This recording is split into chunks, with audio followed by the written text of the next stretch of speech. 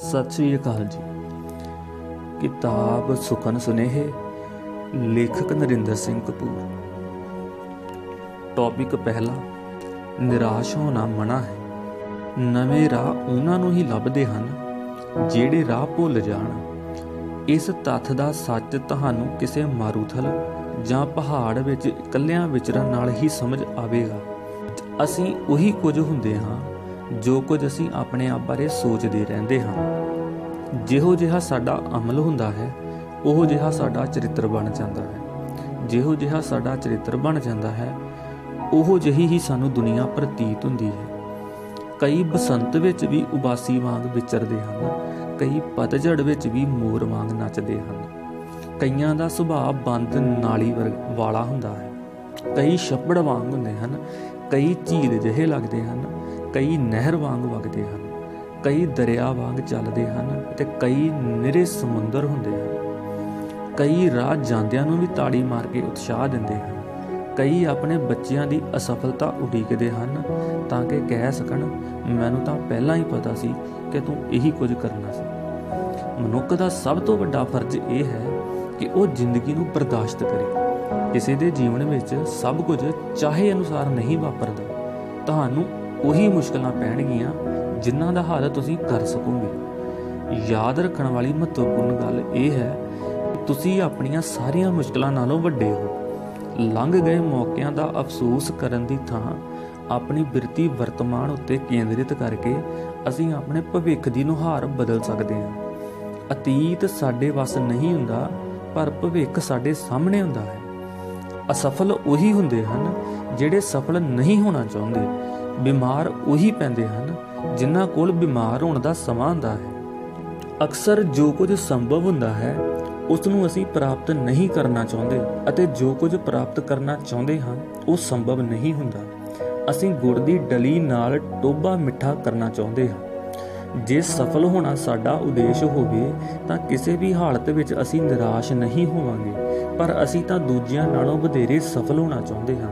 ਇਸ ਲਈ ਅਸੀਂ ਅਸਫਲ ਅਤੇ ਨਿਰਾਸ਼ ਹੁੰਦੇ ਹਾਂ। ਸਾਡੇ ਸਾਰਿਆਂ ਦੇ ਜੀਵਨ ਦੇ ਸਭ ਤੋਂ ਸੁਹਾਵਣੇ ਵਰੇ ਉਹ ਸਨ ਜਦੋਂ ਅਸੀਂ ਉਹ ਕੁਝ ਕਰਦੇ ਰਹੇ ਜਿਸ ਵਿੱਚੋਂ ਅਸੀਂ ਕਿਸੇ ਲਾਭ ਦੀ ਆਸ ਨਹੀਂ ਸੀ ਕੀਤੀ। ਜਿਵੇਂ ਬਾਜ਼ ਬਾਜ਼ਾਂ ਨਾਲ ਅਤੇ ਕਬੂਤਰ ਕਬੂਤਰਾਂ ਨਾਲ ਉੱਡਦੇ ਹਨ, ਉਵੇਂ ਹੀ ਉਸਾਰੂ ਵਿਚਾਰ ਚੰਗੇ ਵਿਚਾਰਾਂ ਨਾਲ ਅਤੇ ਢਹਿੰਦੇ ਵਿਚਾਰ ਢਾਹੂ ਸੋਚਾਂ ਅਤੇ ਬਿਰਤੀਆਂ ਨਾਲ ਚੱਲਦੇ ਹਨ।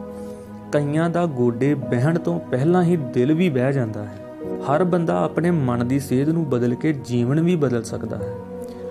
ਹਸਪਤਾਲ ਵਿੱਚ ਤਬਦੀਕ ਦੇ ਇੱਕ ਰੋਗੀ ਨੇ ਦੂਜੇ ਨੂੰ ਕਿਹਾ ਕਿ ਸਾਡੇ ਵਿੱਚ ਇਸ ਗੱਲ ਦੀ ਸਾਂਝ ਹੈ ਕਿ ਸਾਨੂੰ ਦੋਹਾਂ ਨੂੰ ਤਬਦੀਕ ਦੀ ਬਿਮਾਰੀ ਹੈ। ਜਵਾਬ ਮਿਲਿਆ, ਨਹੀਂ, ਸਾਡੇ ਵਿੱਚ ਇਸ ਗੱਲ ਦੀ ਸਾਂਝ ਹੈ ਕਿ ਅਸੀਂ ਦੋਵੇਂ ਰੋਗ ਤੋਂ ਮੁਕਤ ਹੋ ਕੇ ਜਿਉਣਾ ਚਾਹੁੰਦੇ ਹਾਂ। ਹਾਥੀ ਨੂੰ ਆਉਂਦਿਆਂ ਵੇਖ ਕੇ ਇੱਕ ਕੀੜੀ ਨੇ ਆਪਣਾ ਡਰ ਪ੍ਰਗਟਾਉਂਦਿਆਂ ਦੂਜੀ ਨੂੰ ਕਿਹਾ, ਕਿਤਨਾ ਵੱਡਾ ਜਾਨਵਰ ਹੈ। ਉੱਤਰ ਮਿਲਿਆ, ਤਾਂ ਕੀ ਹੋਇਆ, ਉਹ ਇੱਕ ਹੈ, ਅਸੀਂ ਦੋ ਹਾਂ। ਇੱਕ ਮੁਟਿਆਰ ਨੇ ਦੂਜੀ ਨੂੰ ਪੁੱਛਿਆ, ਤੂੰ ਪਰੀਆਂ ਵੇਖੀਆਂ ਹਨ? ਉੱਤਰ ਮਿਲਿਆ, ਨੀ ਹੌਲੀ ਬੋਲ, ਕੋਈ ਆਪਾਂ ਨੂੰ ਵੇਖ ਨਾ ਲਵੇ। ਸਾਡੇ ਅੰਦਰ ਸ਼ਕਤੀ ਦੇ ਖੂਹ ਹਨ, ਪਰ ਅਸੀਂ ਉਹਨਾਂ ਨੂੰ ਗੇੜਦੇ ਨਹੀਂ। ਜਿਹੜੇ ਪਹਾੜਾਂ ਦੀਆਂ ਚੋਟੀਆਂ ਤੇ ਚੜ੍ਹਦੇ ਹਨ ਉਹ ਪਹਿਲਾਂ ਆਪਣੇ ਮਨ ਵਿੱਚ ਲੰਮਾ ਅਭਿਆਸ ਕਰਦੇ ਹਨ। ਕੋਈ ਵੀ ਵਿਅਕਤੀ ਮੁਸੀਬਤਾਂ, ਮਜਬੂਰੀਆਂ, ਮਾਯੂਸੀਆਂ ਅਤੇ ਹਾਰਾਂ ਦਾ ਸਾਹਮਣਾ ਕੀਤੇ ਬਿਨਾਂ ਨਾ ਸਿਆਣਾ ਹੋ ਸਕਦਾ ਹੈ, ਨਾ ਤਗੜਾ, ਨਾ ਬਹਾਦਰ ਹੋ ਸਕਦਾ ਹੈ ਤੇ ਨਾ ਹੀ ਸਹਿਣਸ਼ੀਲ ਹੋ ਸਕਦਾ ਹੈ। ਪਿਆਰ ਉਹੀ ਕਰਦੇ ਹਨ ਜਿਨ੍ਹਾਂ ਵਿੱਚ ਸਮਾਜ ਤੋਂ ਆਪਣੀ ਮਰਜ਼ੀ ਮਨਵਾਉਣ ਦਾ ਹੌਸਲਾ ਹੁੰਦਾ ਹੈ। ਭਾਵੇਂ ਉਹ ਹਾਰ ਜਾਣ, ਪਰ ਉਹਨਾਂ ਨੂੰ ਆਪਣੇ ਵਿਸ਼ਾਲ ਅਤੇ ਡੂੰਘੇ ਅਨੁਭਵ ਉੱਤੇ ਮਾਣ ਹੁੰਦਾ ਹੈ। ਜੋ ਕੁਝ ਤੁਹਾਡੇ ਨਾਲ ਵਾਪਰ ਰਿਹਾ ਹੈ ਉਸ ਦੇ ਸ਼ਾਇਦ ਤੁਹਾਨੂੰ ਅਰਥ ਹੁਣ ਸਮਝ ਨਾ ਆਉਣ, ਪਰ ਆਪਣੇ ਗੁਜ਼ਰੇ ਜੀਵਨ ਉੱਤੇ ਝਾਤ ਮਾਰ ਕੇ ਵੇਖੋ। ਉਸ ਸਮੇਂ ਦੇ ਸਾਡੇ ਕੰਮਾਂ ਵਿਚਲੀ ਕਾਰਜਸ਼ੀਲ ਰੂਪ ਰੇਖਾ ਅਤੇ ਵਿਉਂਤ ਸਪਸ਼ਟ ਹੋ ਜਾਵੇਗੀ। ਅਤੀਤ ਵਿਚਲੇ ਸਾਡੇ ਹਰ ਇੱਕ ਕਾਰਜ ਵਿੱਚੋਂ ਇਹ ਵਿਉਂਤ ਝਲਕਦੀ ਹੈ। ਇੱਕ ਵਾਰੀ ਤੇਲ ਨਾਲ ਲੱਦੇ ਇੱਕ ਟਰੱਕ ਨੂੰ ਜਦੋਂ ਅੱਗ ਲੱਗ ਗਈ ਤਾਂ ਕਿਸੇ ਦਾ ਨੇੜੇ ਜਾਣ ਦਾ ਹੌਸਲਾ ਨਾ ਪਿਆ, ਪਰ ਅਚਾਨਕ ਹੀ ਇੱਕ ਮਾੜੂਆ ਜਿਹਾ ਬੰਦਾ ਦੌੜਿਆ ਆਇਆ ਅਤੇ ਉਸਨੇ ਅੱਗ ਦੀਆਂ ਲਾਟਾਂ ਵਿੱਚੋਂ ਡਰਾਈਵਰ ਨੂੰ ਬਾਹਰ ਖਿੱਚ ਲਿਆਂਦਾ। ਮਗਰੋਂ ਉਸਨੇ ਦੱਸਿਆ ਕਿ ਉਸਦੇ 2 ਬੱਚੇ ਅੱਗ ਵਿੱਚ ਸੜ ਕੇ ਮਾਰੇ ਗਏ ਸਨ। ਇਸ ਲਈ ਉਹ ਜਦੋਂ ਵੀ ਕਿਸੇ ਨੂੰ ਅੱਗ ਵਿੱਚ ਘਿਰਿਆ ਵੇਖਦਾ ਹੈ ਤਾਂ ਉਸ ਨੂੰ ਲੱਗਦਾ ਹੈ ਕਿ ਉਹ ਜਿਵੇਂ ਉਸਦੇ ਆਪਣੇ ਬੱਚਿਆਂ ਉੱਤੇ ਫਿਰ ਮੁਸੀਬਤ ਆ ਪਈ ਹੋਵੇ। ਸਾਡੇ ਵਿੱਚੋਂ ਹਰ ਇੱਕ ਕੋਲ ਦੇਣ ਲਈ ਕੁਝ ਨਾ ਕੁਝ ਹੁੰਦਾ ਹੈ। ਜੇ ਤੁਹਾਨੂੰ ਵਿਸ਼ਵਾਸ ਨਹੀਂ ਤਾਂ ਕਿਸੇ ਹਸਪਤਾਲ ਜਾ ਕੇ ਵੇਖੋ। ਕਈ ਇਸ ਉਡੀਕ ਵਿੱਚ ਹੋਣਗੇ ਕਿ ਤੁਸੀਂ ਉਹਨਾਂ ਦਾ ਹਾਲ ਪੁੱਛੋਗੇ। ਕਈਆਂ ਨੇ ਖੱਤ ਲਿਖ ਲਿਆ ਹੋਵੇਗਾ, ਪਰ ਉਹ ਤੁਹਾਡੀ ਉਡੀਕ ਕਰ ਰਹੇ ਹੋਣਗੇ ਕਿ ਉਹਨਾਂ ਦੇ ਖੱਤ ਨੂੰ ਲੈਟਰ ਬਾਕਸ ਤੱਕ ਤੁਸੀਂ ਪਹੁੰਚਾਓਗੇ। ਇੱਕ ਵਾਰੀ ਇੱਕ ਬਾਦਸ਼ਾਹ ਨੇ ਮੁਨਾਦੀ ਕਰਵਾਈ ਕਿ ਅਗਲੇ ਦਿਨ ਉਸ ਦੇ ਮਹਿਲ ਦੇ ਬਾਹਰ ਹਰ ਇੱਕ ਲੋੜਵੰਦ ਦੀ ਮੰਗ ਪੂਰੀ ਕੀਤੀ ਜਾਵੇਗੀ। ਅਗਲੇ ਦਿਨ ਭੀੜਾਂ ਲੱਗ ਗਈਆਂ। ਇੱਕ ਫਕੀਰ ਆ ਕੇ ਅਖੀਰ ਉੱਤੇ ਖਲੋ ਗਿਆ। ਜਦੋਂ ਉਸ ਦੀ ਵਾਰੀ ਆਈ, ਉਹ ਆਪਣੀ ਵਾਰੀ ਆਪਣੇ ਤੋਂ ਪਿਛਲੇ ਬੰਦੇ ਨੂੰ ਦੇ ਕੇ ਮੁੜ ਅਖੀਰ ਤੇ ਜਾ ਕੇ ਖਲੋ ਗਿਆ। ਸਾਰਾ ਦਿਨ ਉਹ ਇਵੇਂ ਹੀ ਕਰਦਾ ਰਿਹਾ। ਸ਼ਾਹੀ ਖਜ਼ਾਨਾ ਖਾਲੀ ਹੋ ਗਿਆ ਸੀ, ਪਰ ਪ੍ਰਸ਼ੰਸਾ ਬਾਦਸ਼ਾਹ ਦੀ ਨਹੀਂ, ਆਪਣੀ ਵਾਰੀ ਦੂਜਿਆਂ ਨੂੰ ਦੇਣ ਵਾਲੇ ਉਸ ਫਕੀਰ ਦੀ ਹੋ ਰਹੀ ਸੀ।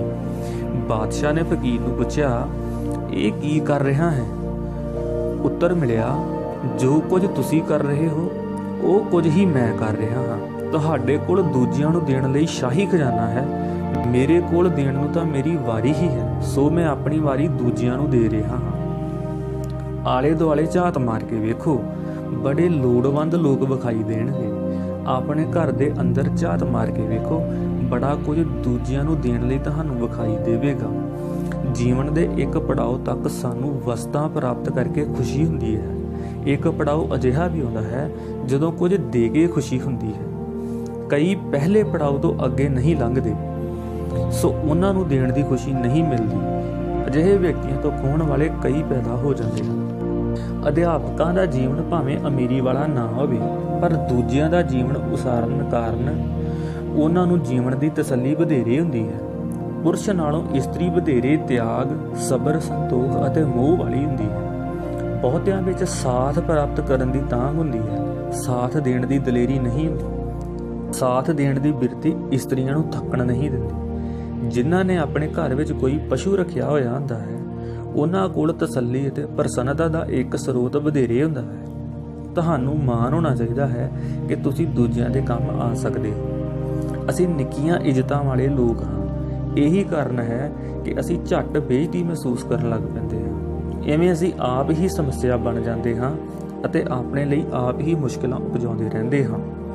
ਪਹਿਲਾਂ ਅਸੀਂ ਸੋਚ ਦੀ ਪੱਧਰ ਤੇ ਹਾਰਦੇ ਹਾਂ, ਫਿਰ ਅਮਲ ਵਿੱਚ ਪਛੜਦੇ ਹਾਂ। ਵਿਹਾਰ ਦੇ ਪੱਖੋਂ ਅਸੀਂ ਦੇਰ ਨਾਲ ਅੱਪੜ ਕੇ ਸਮਾਗਮ ਦੀ ਮੂਹਰਲੀ ਕਤਾਰ ਵਿੱਚ ਬੈਠਣ ਦਾ ਯਤਨ ਕਰਦੇ ਹਾਂ। ਕਈ ਸਾਰਾ ਜੀਵਨ ਆਪ ਤੰਗ ਹੋਣ ਅਤੇ ਦੂਜਿਆਂ ਨੂੰ ਤੰਗ ਕਰਨ ਵਿੱਚ ਲੰਘਾ ਦਿੰਦੇ ਹਨ। ਕਈ ਆਪਣੀ ਅਣਖ ਦਾ ਸ਼ਮਲਾ ਇਤਨਾ ਲੰਬਾ ਕਰ ਲੈਂਦੇ ਹਨ ਕਿ ਉਹਨਾਂ ਦਾ ਹਰ ਕਾਰਜ ਬੇਰੁਤਾ ਅਤੇ ਬੇਢੰਗਾ ਪ੍ਰਤੀਤ ਹੁੰਦਾ ਹੈ। ਹਰ ਕਿਸੇ ਤੋਂ ਅਣਜਾਣੇ ਹੀ ਕਈ ਵਧੀਕੀਆਂ ਹੋ ਜਾਂਦੀਆਂ ਹਨ। ਆਪਣੀ ਗਲਤੀ ਜਾਂ ਕੀਤੀ ਵਧੀਕੀ ਦੀ ਕਦੀ ਮੁਆਫੀ ਮੰਗ ਕੇ ਵੇਖਣਾ, ਤੁਹਾਨੂੰ ਇੰਜ ਲੱਗੇਗਾ ਜਿਵੇਂ ਤੁਹਾਡੀ ਰੂਹ ਇਸ਼ਨਾਨ ਕਰ ਰਹੀ ਹੋਵੇ। ਇਸ ਤੋਂ ਬਾਅਦ ਹੀ ਤੁਸੀਂ ਮਹਿਸੂਸ ਕਰੋਗੇ ਕਿ ਤੁਸੀਂ ਆਪਣਾ ਕਿਤਨਾ ਸਮਾਂ ਅਤੇ ਸ਼ਕਤੀ ਵਿਅਰਥ ਗਵਾਉਂਦੇ ਰਹੇ ਹੋ। ਜੀਵਨ ਵਿੱਚ ਕਦੀ ਵੀ ਅਜਿਹਾ ਨਹੀਂ ਹੋਵੇਗਾ ਕਿ ਤੁਸੀਂ ਬਿਲਕੁਲ ਇਕੱਲੇ ਰਹਿ ਜਾਵੋ। ਸਥਿਤੀ ਕੋਈ ਵੀ ਹੋਵੇ, ਕੋਈ ਨਾ ਕੋਈ ਤੁਹਾਡੇ ਪੱਖ ਵਿੱਚ ਨਿੱਤਰੇਗਾ, ਪਰ ਆਪਣੀਆਂ ਮੁਸ਼ਕਲਾਂ ਉਸ ਕੋਲ ਹੀ ਲੈ ਕੇ ਜਾਵੋ ਜਿਸ ਕੋਲੋਂ ਹੱਲ ਦੀ ਆਸ ਹੋਵੇ ਜਾਂ ਜਿਸ ਕੋਲ ਤੁਹਾਡੀਆਂ ਮੁਸ਼ਕਲਾਂ ਸੁਣਨ ਦੀ ਸਮਰੱਥਾ ਹੋਵੇ।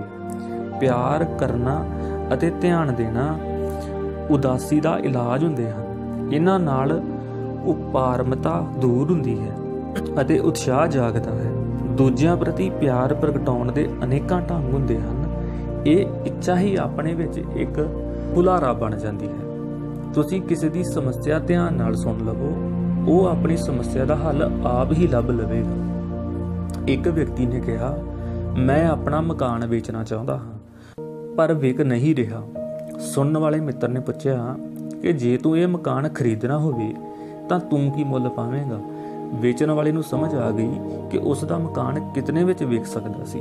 ਸਾਡੀ ਸਮੱਸਿਆ ਉਦੋਂ ਸੁਲਝਦੀ ਹੈ ਜਦੋਂ ਅਸੀਂ ਆਪਣੀ ਦ੍ਰਿਸ਼ਟੀ ਦੇ ਪੱਖੋਂ ਸਪਸ਼ਟ ਨਹੀਂ ਹੁੰਦੇ। ਜਦੋਂ ਅਸੀਂ ਦ੍ਰਿਸ਼ਟੀ ਦੇ ਪੱਖੋਂ ਸਪਸ਼ਟ ਨਾ ਹੋਈਏ ਤਾਂ ਅਸੀਂ ਗੱਲਬਾਤ ਦੀ ਥਾਂ ਬਹਿਸ ਕਰਨ ਲੱਗ ਜਾਂਦੇ ਹਾਂ। ਬਹਿਸ ਨਾਲ ਵਿੱਥ ਵੱਧਦੀ ਹੈ, ਕੁੜੱਤਣ ਉਪਜਦੀ ਹੈ। ਜਦੋਂ ਤੱਕ ਤੁਸੀਂ ਯਤਨ ਨਹੀਂ ਕਰਦੇ, ਤੁਸੀਂ ਆਪਣੀ ਸਮਰੱਥਾ ਨੂੰ ਨਹੀਂ ਜਾਣ ਸਕਦੇ। ਕਈ ਆਦਤ ਬਸ ਕਹਿੰਦੇ ਸੁਣੇ ਜਾਂਦੇ ਹਨ, ਪਹਿਲਾਂ ਇਹ ਵਾਪਰ ਜਾਵੇ, ਇਸ ਤੋਂ ਬਾਅਦ ਹੀ ਮੈਂ ਕੰਮ ਕਰਾਂਗਾ। ਕੁਝ ਕਰਕੇ ਵੇਖੋ, ਕੁਝ ਹੋਰ ਕਰਨ ਦਾ ਉਤਸ਼ਾਹ ਅਤੇ ਵਿਸ਼ਵਾਸ ਅਵੱਸ਼ ਜਾਗੇਗਾ। ਦੂਜਿਆਂ ਦੀ ਮਦਦ ਕਰਦਿਆਂ ਅਤੇ ਸਮੱਸਿਆਵਾਂ ਸੁਲਝਾਉਂਦਿਆਂ ਸਾਨੂੰ ਆਪਣੀਆਂ ਸਮੱਸਿਆਵਾਂ ਦਾ ਹੱਲ ਸੁੱਝ ਜਾਵੇਗਾ। ਜਦੋਂ ਤੁਹਾਨੂੰ ਕੋਈ ਮੁਸੀਬਤ ਬਣੇ, ਆਪਣੇ ਤੋਂ ਵਡੇਰੀ ਮੁਸੀਬਤ ਵਾਲੇ ਵਿਅਕਤੀ ਦਾ ਸਾਥ ਦੇ ਕੇ ਵੇਖਣਾ। ਤੁਹਾਨੂੰ ਆਪਣੀ ਮੁਸੀਬਤ ਬੜੀ ਛੋਟੀ ਅਤੇ ਆਸਾਨ ਪ੍ਰਤੀਤ ਹੋਣ ਲੱਗ ਪਵੇਗੀ। ਕੁਝ ਕਰਨ ਦੇ ਪੱਖੋਂ ਅਸੀਂ ਉਦੋਂ ਤੱਕ ਹੀ ਡਰਦੇ ਰਹਿੰਦੇ ਹਾਂ ਜਦੋਂ ਤੱਕ ਅਸੀਂ ਸੋਚਦੇ ਰਹਿੰਦੇ ਹਾਂ। ਜਿਹੜੇ ਲੋਕ ਸੁਖਣਾ ਸੁੱਖਦੇ ਹਨ ਜਾਂ ਚਲੀਹਾ ਸੁੱਖਦੇ ਹਨ, ਉਹ ਸੋਚ ਦੇ ਪੱਖੋਂ ਮੁਕਤ ਹੋ ਜਾਂਦੇ ਹਨ। ਉਹ ਆਪਣਾ ਧਿਆਨ ਸੰਸਿਆਂ ਉੱਤੇ ਨਹੀਂ, ਸੰਭਾਵਨਾਵਾਂ ਉੱਤੇ ਕੇਂਦਰਿਤ ਕਰਦੇ ਹਨ। ਇਵੇਂ ਹੀ ਜੇ ਕੋਈ ਰਿਸ਼ਤਾ ਕਰਨ ਸਮੇਂ ਦ੍ਰਿਸ਼ਟੀ ਪ੍ਰਵਾਨ ਕਰਨ ਦੀ ਹੋਵੇ ਤਾਂ ਔਗਣ ਵੀ ਗੁਣ ਵਿਖਾਈ ਦੇਣ ਲੱਗ ਪੈਂਦੇ ਹਨ। ਧਾਰਮਿਕ ਬਿਰਤੀ ਵਾਲੇ ਵਿਅਕਤੀ ਇਸ ਕਰਕੇ ਵਧੇਰੇ ਸੰਤੁਸ਼ਟ ਹੁੰਦੇ ਹਨ ਕਿਉਂਕਿ ਉਹ ਸੋਚਣ ਨਾਲੋਂ ਵਧੇਰੇ ਕਰਨ ਵਿੱਚ ਰੁੱਝੇ ਰਹਿੰਦੇ ਹਨ। ਉਹ ਸੰਸਿਆਂ ਤੋਂ ਮੁਕਤ ਹੁੰਦੇ ਹਨ, ਇਸ ਲਈ ਪ੍ਰਸੰਨ ਪ੍ਰਤੀਤ ਹੁੰਦੇ ਹਨ। ਚੁੱਪ ਰਹਿਣ ਦੀ ਆਦਤ ਪ੍ਰਸੰਨਤਾ ਵੱਲ ਪਹਿਲਾ ਕਦਮ ਹੁੰਦੀ ਹੈ। ਜਿਹੜੇ ਚੁੱਪ ਰਹਿੰਦੇ ਹਨ, ਉਹਨਾਂ ਦਾ ਮਨ ਉਹਨਾਂ ਦੀਆਂ ਸਮੱਸਿਆਵਾਂ ਵਾਸਤੇ ਸੋਚਣ ਲਈ ਵਧੇਰੇ ਸਮਾਂ ਦੇ ਸਕਦਾ ਹੈ। ਸੋ ਉਹਨਾਂ ਵਿੱਚ ਨਾ ਕੇਵਲ ਵਧੇਰੇ ਟਿਕਾਊ ਹੁੰਦਾ ਹੈ, ਸਗੋਂ ਉਹਨਾਂ ਦੇ ਬੋਲਾਂ ਵਿੱਚ ਵਧੇਰੇ ਡੂੰਘਾਈ ਵੀ ਹੁੰਦੀ ਹੈ। ਉਹਨਾਂ ਨੂੰ ਵਧੇਰੇ ਧਿਆਨ ਨਾਲ ਸੁਣਿਆ ਜਾਂਦਾ ਹੈ। ਕਈ ਸਮੱਸਿਆਵਾਂ ਨੂੰ ਅਸੀਂ ਖੋਲ੍ਹਦੇ ਹੀ ਨਹੀਂ। ਜਿਵੇਂ ਠੱਪੀ ਹੋਈ ਫੁਲਕਾਰੀ ਆਪਣਾ ਸਮੁੱਚ ਪੇਸ਼ ਨਹੀਂ ਕਰਦੀ, ਇਵੇਂ ਠੱਪੀ ਹੋਈ ਸਮੱਸਿਆ ਦੇ ਸਾਰੇ ਪੱਖ ਵੀ ਨਹੀਂ ਉਗੜਦੇ। ਸਮੱਸਿਆ ਨੂੰ ਖੋਲ੍ਹਣ ਨਾਲ ਕਈ ਪੱਖ ਆਪਸ ਵਿੱਚ ਹੀ ਮਨਫੀ ਹੋ ਜਾਂਦੇ ਹਨ ਅਤੇ ਅਲਜਬਰੇ ਦੀ ਵੱਡੀ ਰਕਮ ਦੇ ਨਿੱਕੇ ਜਿਹੇ ਹੱਲ ਵਾਂਗ ਸਭ ਕੁਝ ਨਿਖਰ ਕੇ ਸਪਸ਼ਟ ਹੋ ਜਾਂਦਾ ਹੈ। ਕਿਸੇ ਨਜ਼ਦੀਕੀ ਦੀ ਮੌਤ ਕਈ ਵਾਰੀ ਸਾਡਾ ਲੱਕ ਤੋੜ ਦਿੰਦੀ ਹੈ। ਬਿਮਾਰੀ, ਹਰ ਗਲਤਫਹਿਮੀ, ਅਸਫਲਤਾ, ਬੇਇੱਜ਼ਤੀ, ਦੁਸ਼ਮਣੀ, ਆਰਥਿਕ ਤੰਗੀ ਆਦਿ ਸਾਨੂੰ ਨਿਰਾਸ਼ ਕਰਨ ਵਾਲੇ ਹੋਰ ਪੱਖ ਹਨ। ਕਈ ਵਾਰੀ ਸਾਡੇ ਹੌਸਲੇ ਇਤਨੇ ਢਹਿ ਜਾਂਦੇ ਹਨ ਕਿ ਸਾਨੂੰ ਫਿਰ ਉੱਠਣ ਦੀ ਕੋਈ ਆਸ ਵਿਖਾਈ ਹੀ ਨਹੀਂ ਦਿੰਦੀ। ਇੱਥੇ ਹੀ ਲੋੜ ਪੈਂਦੀ ਹੈ ਅੰਦਰਲੀ ਸ਼ਕਤੀ ਨੂੰ ਜਗਾਉਣ ਦੀ। ਕੋਈ ਵੀ ਉਦਾਸੀ ਜਾਂ ਨਿਰਾਸ਼ਾ ਅਜਿਹੀ ਨਹੀਂ ਹੁੰਦੀ ਜਿਸ ਦਾ ਪਹਿਲਾਂ ਕਿਸੇ ਹੋਰ ਨੂੰ ਸਾਹਮਣਾ ਨਾ ਕਰਨਾ ਪਿਆ ਹੋਵੇ। ਕੋਈ ਅਜਿਹਾ ਦਰਿਆ ਨਹੀਂ ਹੁੰਦਾ ਜਿਸ ਨੂੰ ਮਨੁੱਖ ਨੇ ਪਾਰ ਨਾ ਕੀਤਾ ਹੋਵੇ। ਕੋਈ ਅਜਿਹੀ ਮੁਸੀਬਤ ਨਹੀਂ ਜਿਸ ਦਾ ਮਨੁੱਖ ਕੋਲ ਹੱਲ ਨਾ ਹੋਵੇ। ਮਨੁੱਖ ਵਿੱਚ ਬਹੁਤ ਕੁਝ ਬਰਦਾਸ਼ਤ ਕਰਨ ਦੀ ਸੁਭਾਵਿਕ ਸ਼ਕਤੀ ਹੁੰਦੀ ਹੈ। ਕਈ ਬਿਮਾਰੀਆਂ ਦਾ ਇਲਾਜ ਨਹੀਂ ਹੁੰਦਾ, ਉਹਨਾਂ ਨੂੰ ਆਪਣੇ ਮਨ ਦੀ ਭਕਿਆਈ ਨਾਲ ਸਹਿਣਾ ਹੀ ਇਲਾਜ ਹੁੰਦਾ ਹੈ। ਸਾਡੇ ਚਰਿੱਤਰ ਦੀ ਭਕਿਆਈ ਇਸ ਗੱਲ ਵਿੱਚੋਂ ਮਾਪੀ ਜਾ ਸਕਦੀ ਹੈ ਕਿ ਅਸੀਂ ਆਪਣੀ ਅਸਫਲਤਾ ਨੂੰ ਕਿਤਨੇ ਸਾਬਤ ਕਦਮਾਂ ਨਾਲ ਬਰਦਾਸ਼ਤ ਕਰਦੇ ਹਾਂ। ਜੋ ਕੁਝ ਯੋਗ ਹੁੰਦਾ ਹੈ ਉਸ ਦੀ ਪ੍ਰਾਪਤੀ ਅਸੰਭਵ ਨਹੀਂ ਹੁੰਦੀ। ਬੁਢਾਪਾ ਕਈਆਂ ਲਈ ਇੱਕ ਅਵਸਰ ਹੁੰਦਾ ਹੈ ਅਤੇ ਕਈਆਂ ਲਈ ਮੁਸੀਬਤ। ਅਸੀਂ ਜਿੱਥੋਂ ਸੇਵਾ ਮੁਕਤ ਹੁੰਦੇ ਹਾਂ, ਸੇਵਾ ਮੁਕਤ ਹੋਣ ਤੋਂ ਬਾਅਦ ਵੀ ਉੱਥੋਂ ਹੀ ਮਾਨਤਾ ਦੀ ਅਭਿਲਾਸ਼ਾ ਕਰਦੇ ਹਾਂ ਅਤੇ ਸਾਨੂੰ ਜਾਣ ਕੇ ਦੁੱਖ ਹੁੰਦਾ ਹੈ ਕਿ ਸਾਡੇ ਬਿਨਾਂ ਵੀ ਸਭ ਕੁਝ ਠੀਕ ਠਾਕ ਚੱਲ ਰਿਹਾ ਹੈ। ਚੰਗਾ ਤਾਂ ਇਹੀ ਹੋਵੇਗਾ ਕਿ ਜਿੱਥੋਂ ਸੇਵਾ ਮੁਕਤ ਹੋਈਏ ਉਸ ਥਾਂ, ਸਥਾਨ ਜਾਂ ਸੰਸਥਾ ਤੋਂ ਸਦਾ ਲਈ ਮੁਕਤ ਹੋ ਜਾਈਏ ਅਤੇ ਜੀਵਨ ਦਾ ਇੱਕ ਨਵਾਂ ਪੰਧ ਉਲੀਕੀਏ। ਕੋਰੀਆ ਵਿੱਚ ਜਦੋਂ ਕੋਈ 60 ਵਰ੍ਹਿਆਂ ਦਾ ਹੁੰਦਾ ਹੈ ਤਾਂ ਉਹ ਆਪਣਾ ਨਾਂ ਵੀ ਬਦਲ ਲੈਂਦਾ ਹੈ। ਰਾਜਸਥਾਨ ਵਿੱਚ ਜਦੋਂ ਕੋਈ ਸੇਵਾ ਮੁਕਤ ਹੁੰਦਾ ਹੈ ਤਾਂ ਉਸ ਦੀ ਬਰਾਤ ਵਿੱਚ ਉਸ ਦੇ ਸਹਿਕਰਮੀ ਸ਼ਾਮਲ ਹੁੰਦੇ ਹਨ ਅਤੇ ਉਸ ਦੇ ਸਹਿਕਰਮੀ ਉਸ ਨੂੰ ਸੱਚੀ ਮੁੱਚੀ ਦਾ ਲਾੜਾ ਬਣਾ ਕੇ ਘੋੜੀ ਤੇ ਚੜਾ ਕੇ ਬੈਂਡ ਬਾਜੇ ਨਾਲ ਉਸ ਦੇ ਘਰ ਲੈ ਕੇ ਜਾਂਦੇ ਹਨ, ਜਿੱਥੇ ਉਸ ਦੀ ਪਤਨੀ ਇੱਕ ਵਿਆਹੀ ਜਾਣ ਵਾਲੀ ਦੁਲਹਨ ਵਾਂਗ ਜੈਮਾਲਾ ਪਾਉਂਦੀ ਹੈ। ਇਵੇਂ ਉਹ ਦੋਵੇਂ ਇੱਕ ਨਵਾਂ ਜੀਵਨ ਸ਼ੁਰੂ ਕਰਦੇ ਹਨ। ਜਦੋਂ ਤੱਕ ਕੋਈ ਜਨੂੰਨ ਨਾ ਹੋਵੇ, ਜ਼ਿੰਦਗੀ ਨੂੰ ਸ਼ਿੱਦਤ ਨਾਲ ਜੀਣਾ ਸੰਭਵ ਨਹੀਂ ਹੁੰਦਾ। ਹਿਮਾਲਿਆ ਉੱਤੇ ਚੜ੍ਹਨਾ ਇੱਕ ਜਨੂੰਨ ਹੈ, ਸਭ ਤੋਂ ਲੰਮਾ ਖੱਤ ਲਿਖਣਾ ਇੱਕ ਜਨੂੰਨ ਹੈ, ਲਗਾਤਾਰ ਨੱਚਦੇ ਰਹਿਣਾ ਇੱਕ ਜਨੂੰਨ ਹੈ। ਜਿਨ੍ਹਾਂ ਦੀ ਜ਼ਿੰਦਗੀ ਦਾ ਤਾਪਮਾਨ ਘੱਟ ਹੁੰਦਾ ਹੈ ਉਹਨਾਂ ਨੂੰ ਦੂਜਿਆਂ ਦਾ ਜਨੂੰਨ ਕੇਵਲ ਪਾਗਲਪਣ ਪ੍ਰਤੀਤ ਹੋਵੇਗਾ, ਪਰ ਕਿਸੇ ਸ਼ੌਂਕ ਵਿੱਚ ਪਾਗਲ ਹੋਏ ਬਿਨਾਂ ਕਲਪਨਾ ਅਤੇ ਉਮੀਦ ਦੇ ਨਵੇਂ ਦਿਸ ਹੱਦੇ ਵਿਖਾਈ ਨਹੀਂ ਦਿੰਦੇ। ਪ੍ਰਸੰਨ ਹੋਣ ਵਾਸਤੇ ਧਨ ਦੀ ਨਹੀਂ, ਖੁਸ਼ਹਾਲ ਮਨ ਦੀ ਲੋੜ ਹੁੰਦੀ ਹੈ। ਜਿਹੜੇ ਸਥਾਨ ਅਤੇ ਵਾਤਾਵਰਣ ਵਿੱਚ ਤੁਹਾਨੂੰ ਸਾਹ ਸੌਖਾ ਨਹੀਂ ਆਉਂਦਾ, ਉੱਥੋਂ ਦੂਰ ਚਲੇ ਜਾਓ। ਦੂਰ ਜਾਣ ਦੀ ਸਮਰੱਥਾ ਤੁਹਾਡੀਆਂ ਲੱਤਾਂ ਵਿੱਚ ਹੁੰਦੀ ਹੈ। दूर जाके ਜਦੋਂ ਤੁਸੀਂ ਆਪਣੀ ਸਮੱਸਿਆ ਬਾਰੇ ਸੋਚੋਗੇ ਤਾਂ ਉਹ ਬੜੀ ਸਰਲ ਪ੍ਰਤੀਤ ਹੋਵੇਗੀ ਅਤੇ ਤੁਸੀਂ ਵਧੇਰੇ ਫੁਰਤੀਲੇ ਕਦਮਾਂ ਨਾਲ ਵਾਪਸ ਮੁੜੋਗੇ। ਝਟਪਟ ਫੈਸਲਾ ਕਰਨ ਦੀ ਥਾਂ ਆਪਣੇ ਮਨ ਨੂੰ ਟਿਕਾਓ ਵਿੱਚ ਆਉਣ ਦਿਓ। ਟਿਕੇ ਹੋਏ ਮਨ ਵਿੱਚ ਠੀਕ ਅਤੇ ਯੋਗ ਨਿਰਣੇ ਕਰਨ ਦੀ ਅਥਾਹ ਸ਼ਕਤੀ ਹੁੰਦੀ ਹੈ। ਆਪਣੀਆਂ ਸਮੱਸਿਆਵਾਂ ਨੂੰ ਤੁਸੀਂ ਆਪ ਹੀ ਸਮਝ ਸਕਦੇ ਹੋ, ਸੋ ਉਹਨਾਂ ਦਾ ਹੱਲ ਵੀ ਤੁਸੀਂ ਹੀ ਲੱਭ ਸਕਦੇ ਹੋ। ਇਹ ਯਾਦ ਰੱਖਣਾ ਵੀ ਜ਼ਰੂਰੀ ਹੈ ਕਿ ਜੋ ਅਸੰਭਵ ਹੈ ਉਸ ਦੇ ਹੋ ਜਾਣ 'ਤੇ ਤੁਸੀਂ ਵਧੇਰੇ ਦੁਖੀ ਹੋਵੋਗੇ, ਕਿਉਂਕਿ ਉਹ ਤੁਹਾਡੇ ਸਮੋਚ ਨਾਲ ਇਕਸੁਰ ਨਹੀਂ ਹੋਵੇਗਾ। ਸਾਡੀਆਂ ਸਮੱਸਿਆਵਾਂ ਉਦੋਂ ਤੱਕ ਹੀ ਪਰੇਸ਼ਾਨ ਕਰਦੀਆਂ ਹਨ ਜਦੋਂ ਤੱਕ ਅਸੀਂ ਉਹਨਾਂ ਵਿੱਚ ਦਿਲਚਸਪੀ ਨਾ ਲਈਏ। ਸੰਸ਼ਿਆਂ ਦਾ ਡਰ ਉਦੋਂ ਤੱਕ ਹੀ ਹੁੰਦਾ ਹੈ ਜਦੋਂ ਤੱਕ ਅਸੀਂ ਸਮੱਸਿਆ ਦੇ ਅਖਾੜੇ ਵਿੱਚ ਨਾ ਉਤਰੀਏ। ਫੌਜੀ ਉਦੋਂ ਤੱਕ ਹੀ ਡਰਦੇ ਹਨ ਜਦੋਂ ਤੱਕ ਉਹ ਜੰਗ ਵਿੱਚ ਭਾਗ ਨਹੀਂ ਲੈਂਦੇ। ਕਿਸੇ ਕਾਰਜ ਵਿੱਚ ਲਈ ਦਿਲਚਸਪੀ ਨਾਲ ਮਨ ਇਕਾਗਰ ਹੋ ਜਾਂਦਾ ਹੈ। ਇਕਾਗਰਤਾ ਆਪਣੇ ਆਪ ਵਿੱਚ ਸਾਰੀਆਂ ਸਮੱਸਿਆਵਾਂ ਦਾ ਹੱਲ ਕਰਨ ਵਾਲੀ ਸ਼ਕਤੀ ਹੁੰਦੀ ਹੈ। ਤੁਸੀਂ ਦੂਜਿਆਂ ਦੇ ਚੰਗੇ ਕੰਮਾਂ ਦੀ ਪ੍ਰਸ਼ੰਸਾ ਕਰੋ, ਤੁਹਾਨੂੰ ਪ੍ਰਸ਼ੰਸਾਯੋਗ ਕੰਮ ਕਰਨ ਦੀ ਜਾਚ ਆ ਜਾਵੇਗੀ। ਇਕਾਗਰ ਮਨ ਹੀ ਪ੍ਰਸ਼ੰਸਾਯੋਗ ਕਾਰਜ ਕਰਦੇ ਹਨ।